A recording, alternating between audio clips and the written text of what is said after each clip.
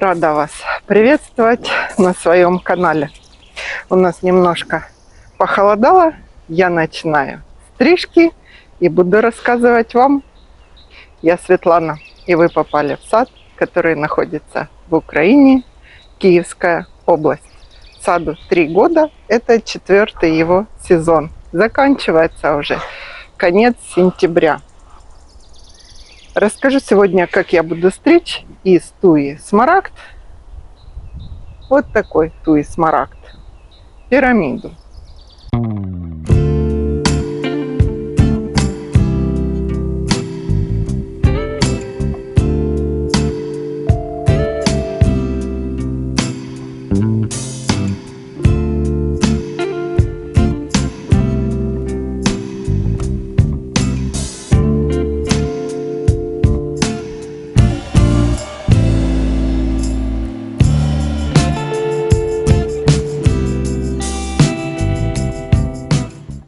Почему пирамиду? Сейчас немножко на этом хотела бы сконцентрировать ваше внимание, почему именно пирамида. Когда я сажала туи в разных зонах сада, зонировала. Я планировала на стригу себе спиралей и двойных, и одинарных, и всяких экзотических фигур новомодных. Слава богу, что я этого не сделала. Классика всегда остается классикой. И классические фигуры, шары. Вот этот шарик тоже надо подстригать из глобозы. Пирамиды правильные, морковки, вот такие конусы. Пирамиды с ровными гранями, низкие с широкими или наоборот узкие с узкими длинными, всегда остаются в приоритете. Так, я ждала тишины, пока не дождалась. У нас тишины не будет, поэтому будем слушать стройку. Немножко громче буду говорить. Стройки никто не отменял. Все спешат до холодов поднять 2-й этаж, крышу сделать.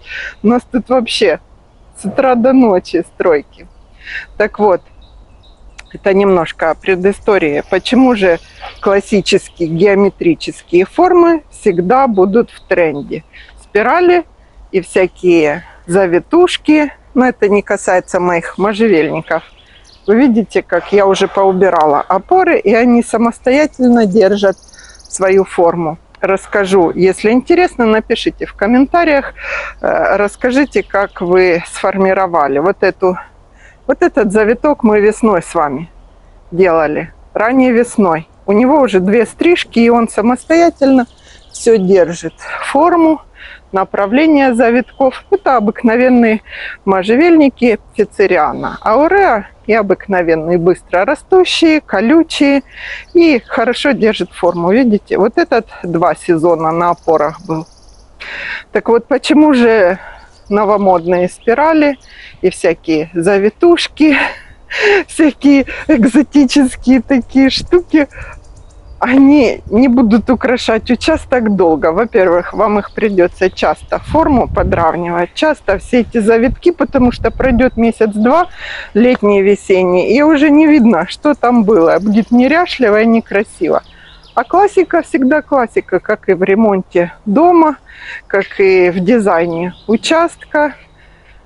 Минимализм и классика всегда украшают. Поэтому акцентирую ваше внимание.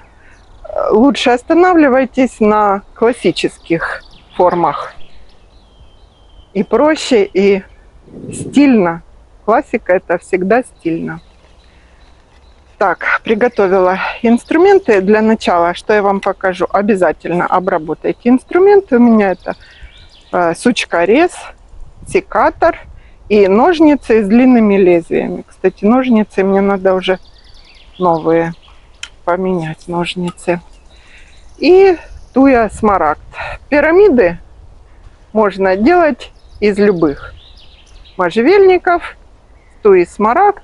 У меня там растут еще колумна. Из колумны она узкая крона. Из нее лучше делать куб или прямоугольник, или форма Тоскана. Сейчас актуально узенькая очень такая форма, узко выстригается, как кипарисы. Кипарисовидальная, кипарисоидальная. Форма кипариса, в общем. Так, еще что хотела сказать. Рассказывать буду про стрижку пирамиды. Сейчас еще перечислю, что нам надо. Я не мастер топиарного искусства. Я училась и учусь сама всему. И скажу, это не так и сложно. Ничего сложного нету. Никакие курсы прям специальные заканчивать не надо. Сейчас мастер-классов везде полно за бешеные деньги. Можно постепенно научиться самим. Начинать с маленьких каких-то простых форм. И все это делается просто. Ну, кому интересно на курсы ходить, можете ходить. Там полезности поузнаете. Так, про это я вам рассказала. Начну рассказывать про формировку на вот этой туи. Тут видно, внизу нам кое-что надо будет подготовиться сделать. А потом покажу, у меня 2-3 туи смарагд, которые я уже один раз в июле словила прохладные денечки и форму немножко прошла. С первого раза у вас не получится идеальная пирамида, потому что застригать надо чаще. Эти я тоже буду делать пирамидой. Мне очень понравилась эта форма. Она смотрится лучше, чем обычный конус. Издали вообще вот эти грани красиво, очень стильно смотрятся. Так, ну что, начинаем. Сейчас перечислю, что нам обязательно надо. Самые маленькие познания в математике. Что такое круг, что такое ребро и как прочертить окружность. Это самое минимальное, что вам надо будет знать из математики.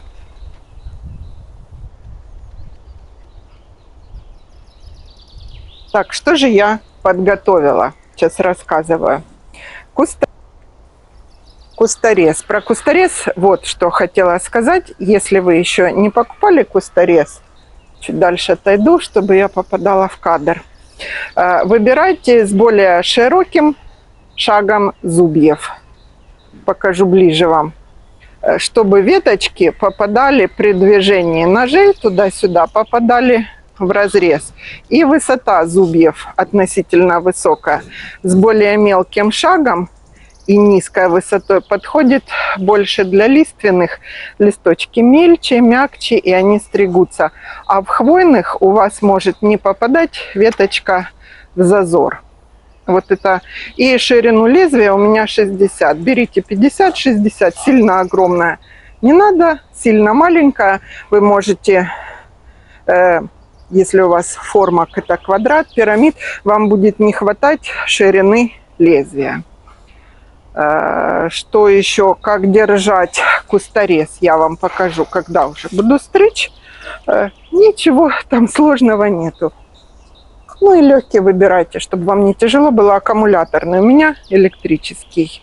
Нам удобнее электрическими пользоваться, потому что у нас сырой регион под Киевом. И аккумуляторы быстро выходят из строя.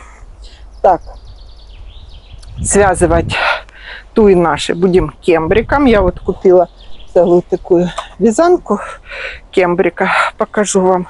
Это такая эластичная, резиновая.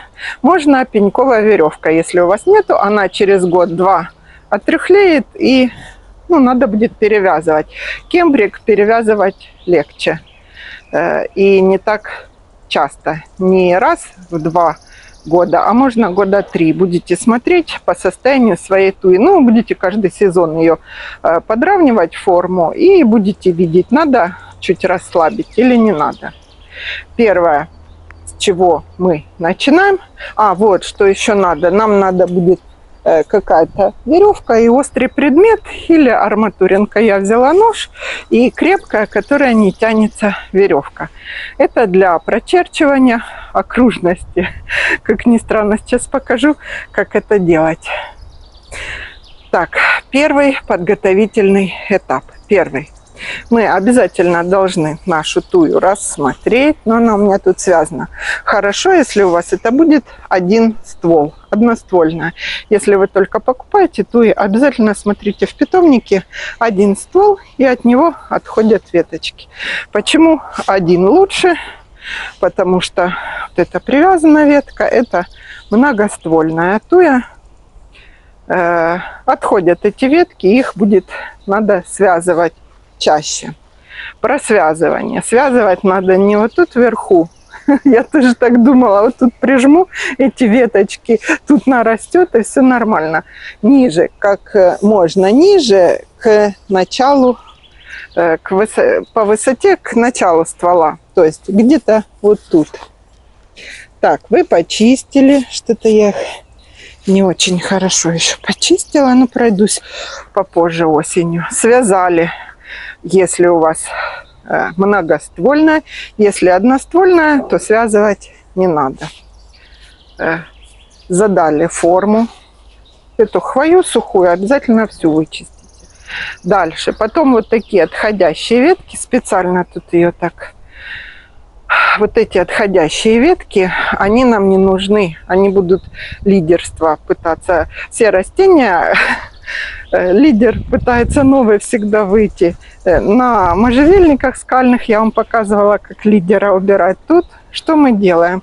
Мы берем, можно с этим кусторезом, можно ножницами лучше. Вы отодвигаете и видите, убираете.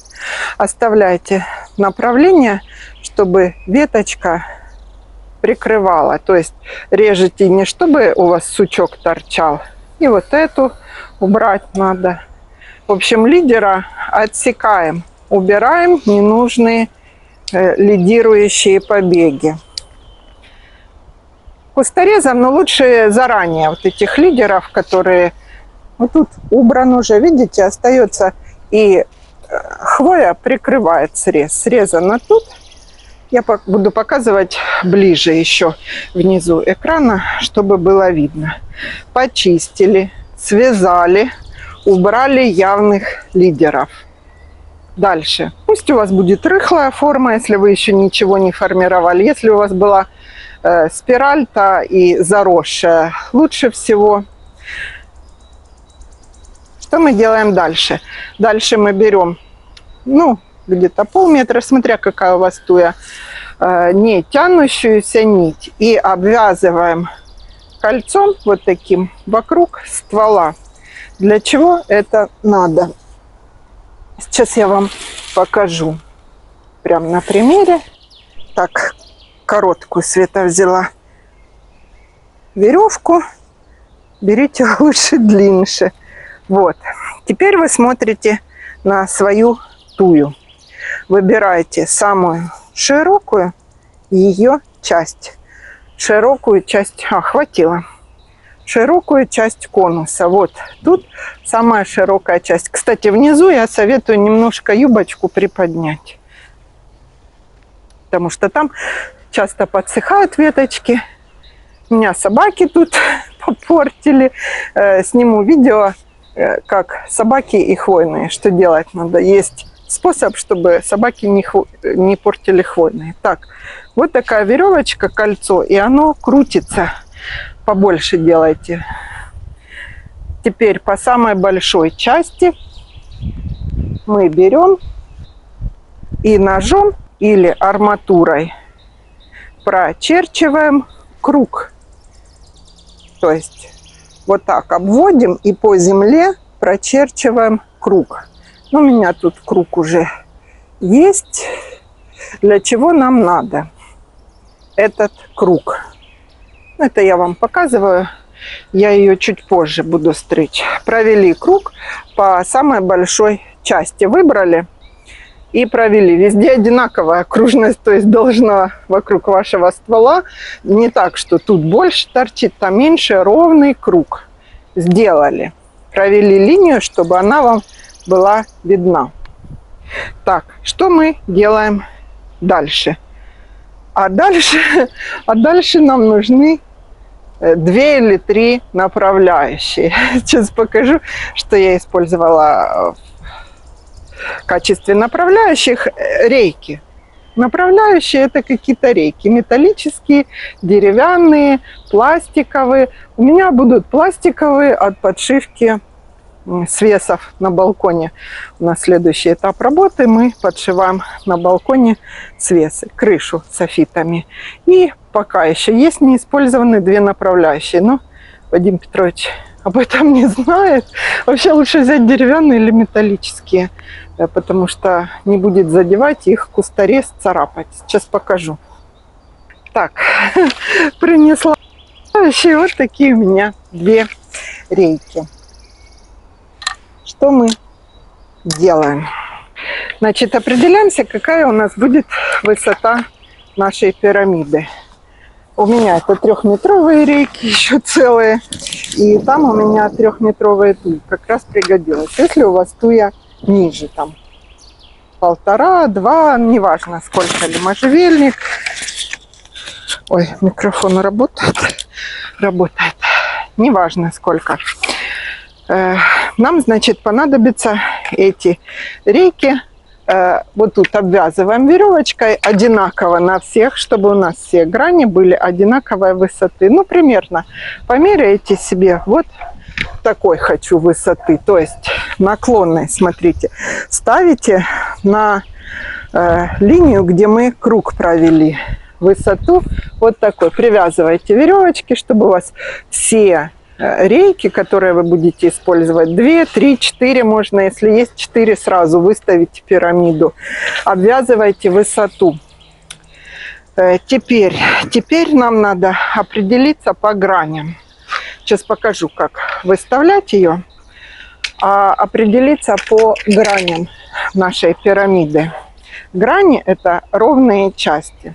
То есть, если вы хотите, чтобы видовую точку, вот у нас выход из дома, ребро смотрело, значит, плоские части, грани, вам надо выставлять, соответственно, вот так.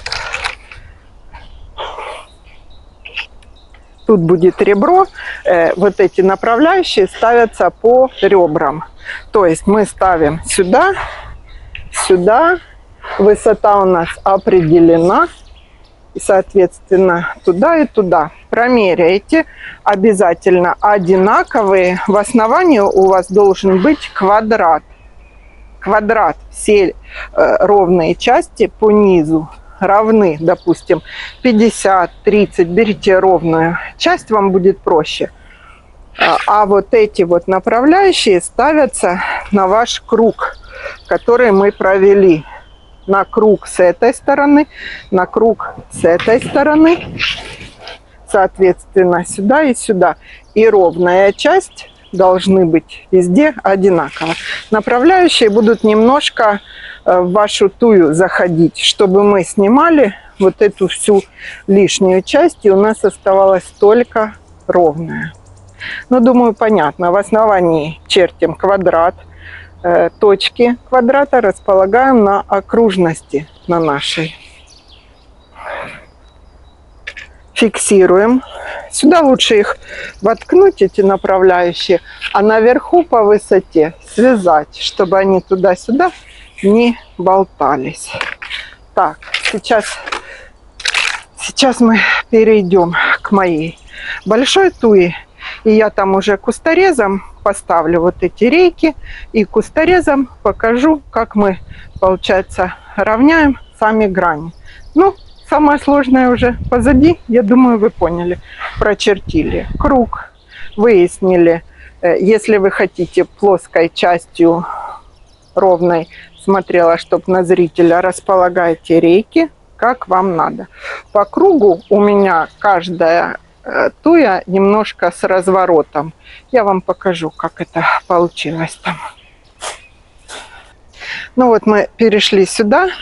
Вот эти смарагды я уже в июле месяце один раз сформировала. Они 3, даже немножко больше метра по высоте.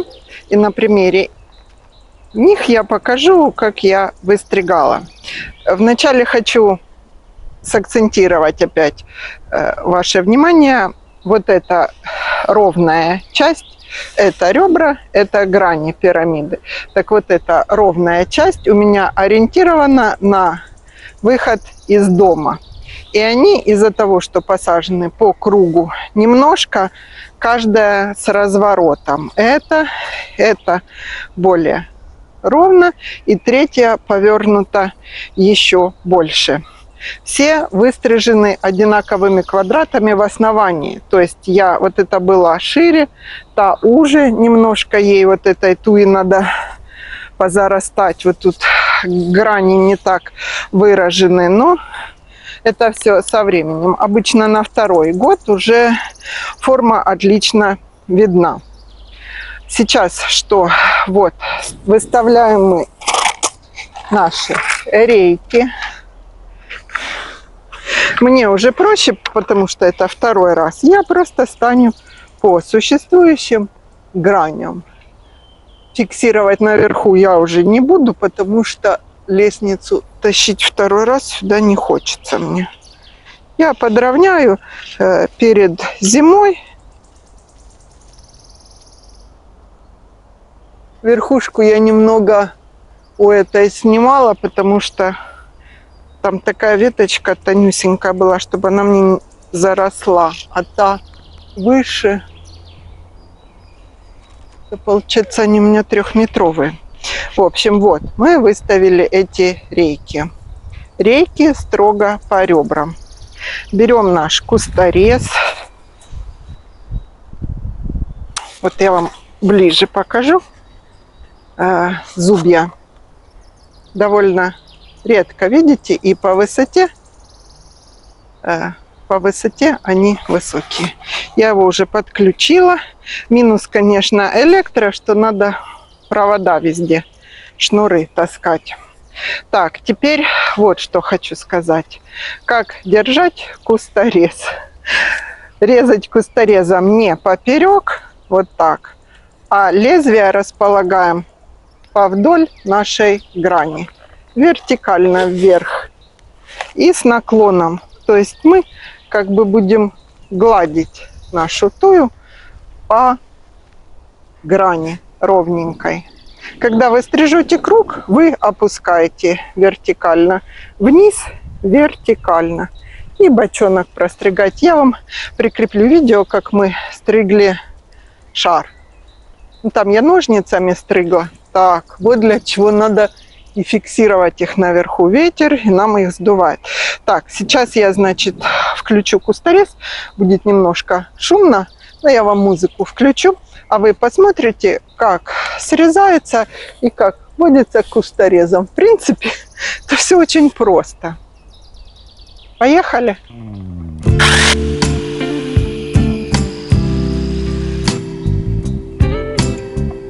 Вот почему у нас... Так, уехал. Почему у нас надо металлический или деревянный. Задевать кусторез и может поцарапать. Так, поехали второй раз. В принципе, я-то грани уже вижу, поэтому я их убираю. Это я вам показала. Думаю, что такое? Что-то не так получается. Вот, у меня уже эта грань вырисовывается, и это. И я делаем проще и равняем. Немножко с наклоном. Видно? Вообще ветер стричь нельзя. Ветер поднялся. Непонятно почему.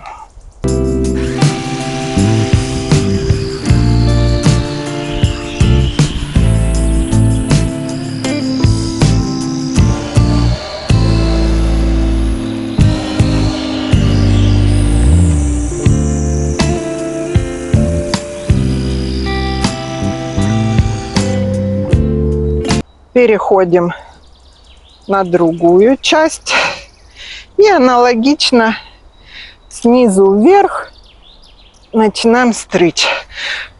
Снизу вверх, а потом, когда сверху вниз, уже забираем лишние.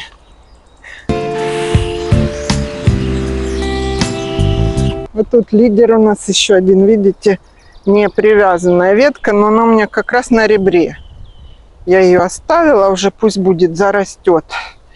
Тут мешает можжевельник Gold Coast у нас. И вот таким нехитрым способом мы равняем наши грани. Ну а вы первый раз будете, вот эту надо, видите, тоже ветка. Опять на ребре она у меня. Да, верхушку срезать. Покажу еще тут. А потом мы пройдем секатором и вот эти пенечки поубираем, чтобы веточка закрывала их.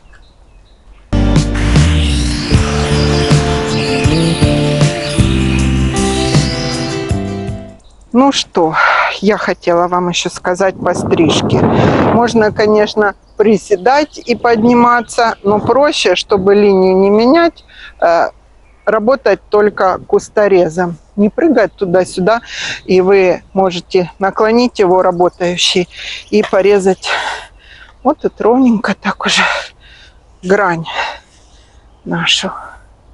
Вот эти ребра еще не так сильно видны, но на следующий год, я думаю, будет уже красивенько. Эту часть вы поняли как. Верхушку можно немножко срезать, чтобы она пышненькая была. Потом берем сучкорез. И вот эти, где совсем пеньки торчат, убираем или совсем убираем, если такая некрасивая ветка, или делаем так, чтобы ее закрывала вверх идущая, сейчас покажу вам ближе, вверх идущая веточка. Вот, в принципе, все по стрижке пирамиды. Сама стрижка заняла не так много времени, как предварительное все объяснение всего процесса.